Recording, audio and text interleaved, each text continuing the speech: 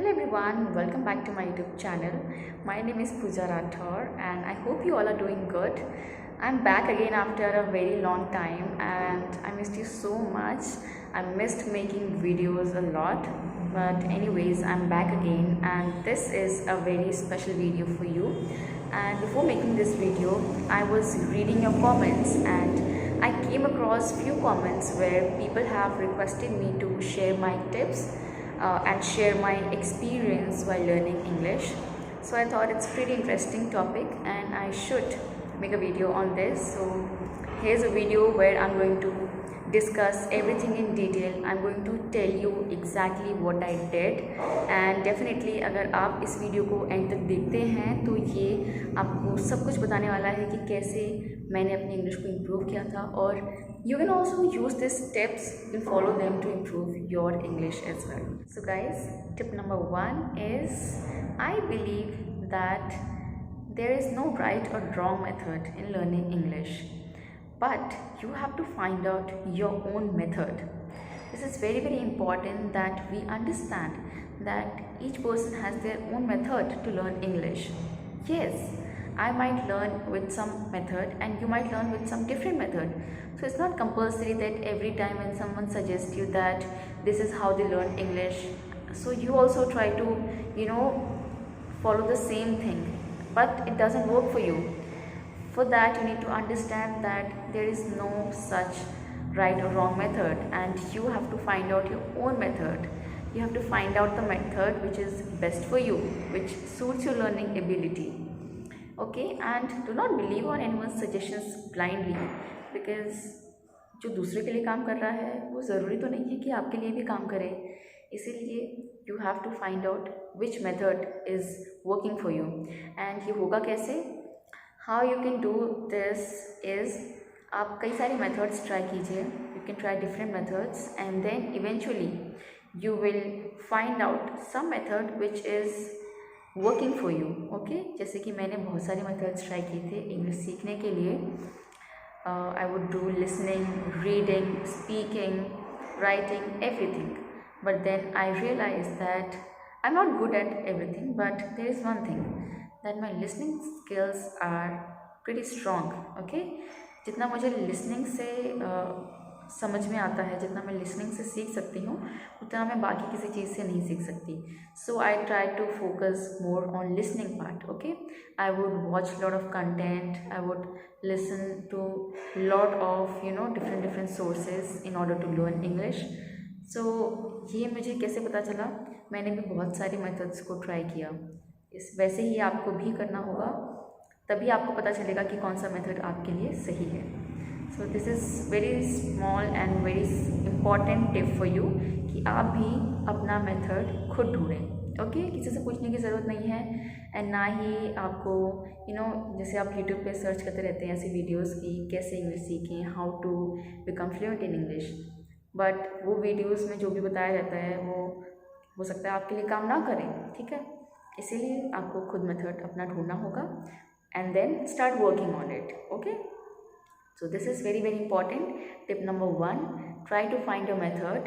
Try to find what is more useful to you, what works more for you. Is it listening, is it watching movies, or is it speaking? कुछ लोगों को speaking से यानी कि speaking practice करने से बहुत benefit मिलता है. उनको बोलने से ज़्यादा अच्छी प्रैक्टिस होती है तो वो लोग बोलना प्रैक्टिस करें. कुछ लोगों को लिखना अच्छा लगता है तो वो लिख कर प्रैक्टिस करें. कुछ को सुनना अच्छा लगता है तो वो सुन के प्रैक्टिस करें. इंग्लिश को सीखने के कई तरीके हैं, ज़रूरी नहीं है कि आप भी दूसरों की तरह ही सीखें. इसलिए आप अपना मेथड खुद डेवलप करें. Okay, so this is tip number 1. Now let us see what is tip number 2.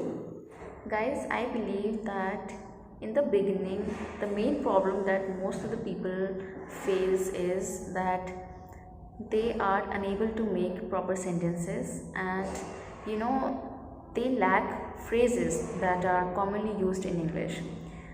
Beginning में मुझे भी बहुत दिक्कत होती थी कि सेंटेंसेस समझ में नहीं आते थे, कैसे बनाने हैं, कैसे यूज़ करना है. तो उसकी सॉल्यूशन निकालने के लिए मैंने क्या किया, मैंने यूट्यूब पे बहुत सारे वीडियोस देखना शुरू किए.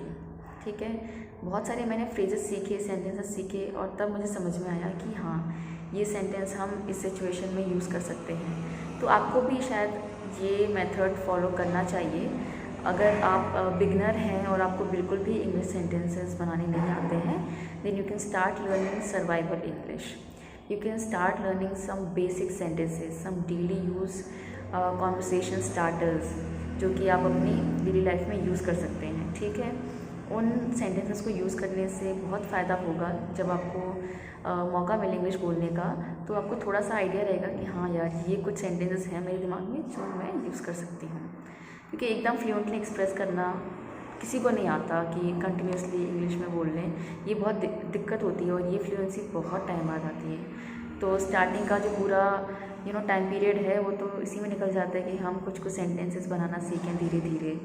सो try to develop that think in yourself that you are improving your sentence formation skill, you are improving your phrases, and there are a lot of sources to do that. You can do it from YouTube.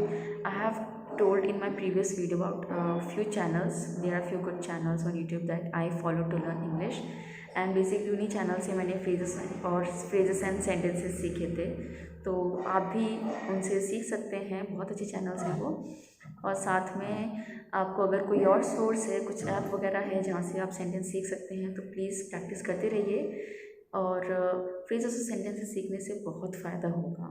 ठीक है, जितना आप vocabulary पे और grammar पे focus करते हैं, उतना कोशिश कीजिए कि फ्रेजेस और सेंटेंसेस को सीखने में भी करें, क्योंकि मेरे लिए यही ज़्यादा काम किया था। वोकैबुलरी पे भी ध्यान देना ज़रूरी है, बट सेंटेंसेस सीखना बहुत ज़्यादा ज़रूरी है, क्योंकि काफ़ी लोगों को इस चीज़ में दिक्कत होती है। थोड़ी मुश्किल चीज़ है ना, तो धीरे धीरे आएगी प्रैक्टिस के साथ साथ, बट कोशिश कीजिए। अगर बिगनर हैं तो सर्वाइवल इंग्लिश सीखिए। डेली यूज़ कॉन्वर्सेशन में कौन से हम सेंटेंस सीख सकते हैं, और आजकल तो यूट्यूब पे ऑलरेडी बने बनाए सेंटेंस मिल जाएंगे। ठीक है, कोई सेंटेंस जो आपको ना मिले उनका आप गूगल पे ट्रांसलेशन देख लीजिए, कई तरीके हैं। और अगर आप अपनी डेली लाइफ में कभी ऐसा सेंटेंस दिमाग में आए कि हाँ ये थोड़ा अजीब है, इसको कैसे बोलते होंगे, उसको नोट कर लीजिए और उसको सर्च कीजिए गूगल पे, and you can use it in your conversation. कई अलग अलग तरीके हैं सेंटेंसेस को सीखने के, आप भी प्रैक्टिस कर सकते हैं इन मेथड से। And that is tip number 2। Now I am going to tell you about tip number 3।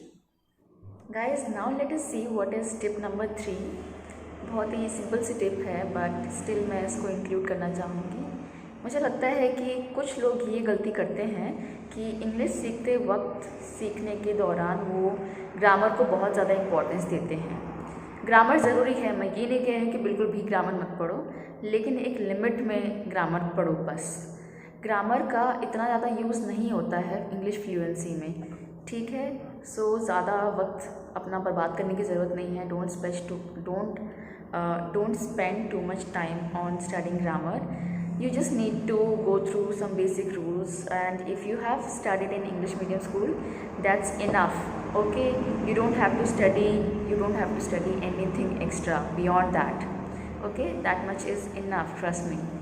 बस उसको ना आप सेंटेंसेस बनाते वक्त यूज़ करना सीखो। ग्रामर को ज़्यादा पढ़ोगे, आप ही का टाइम वेस्ट होगा, और फिर आप सोचोगे कि यार इंग्लिश इंप्रूव क्यों नहीं हो रही। अरे भाई, ग्रामर से थोड़ी ना इंग्लिश इंप्रूव होगी।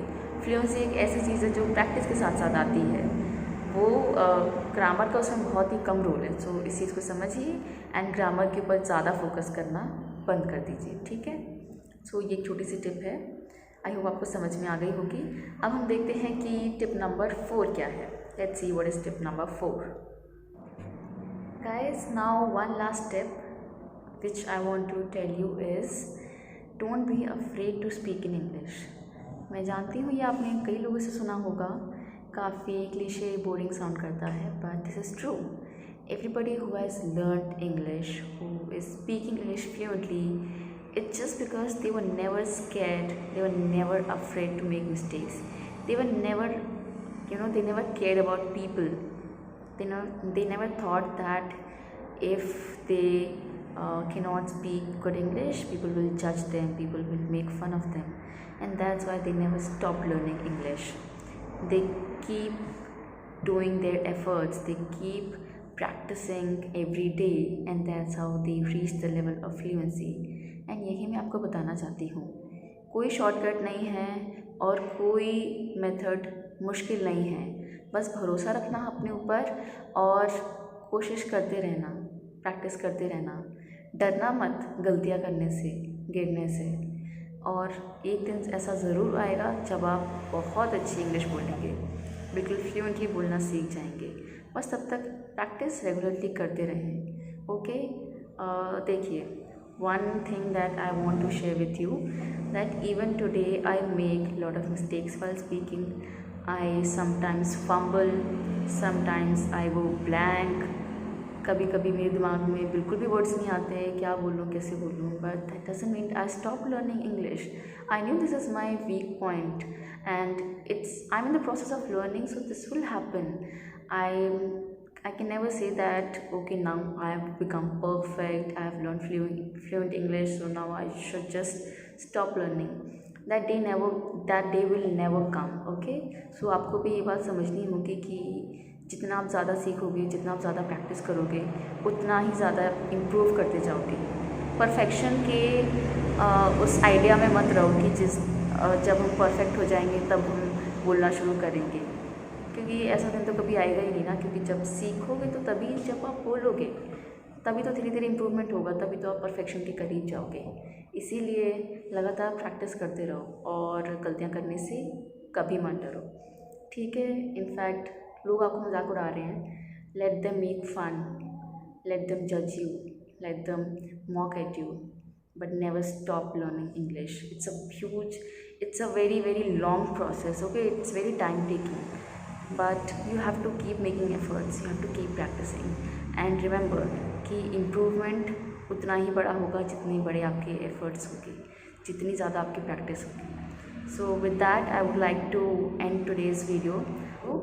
I hope you enjoyed it and I hope you learned something from these tips, and please try to follow them, and please let me know in the comment section how did you improve and is it working for you or not. And that's it for today. I hope you liked this video. Please don't forget to like, share and subscribe to my channel. Your support matters a lot and it really motivates me to make more and more videos for you. So thank you for watching this video. I'll see you guys in my next video. Till then, bye.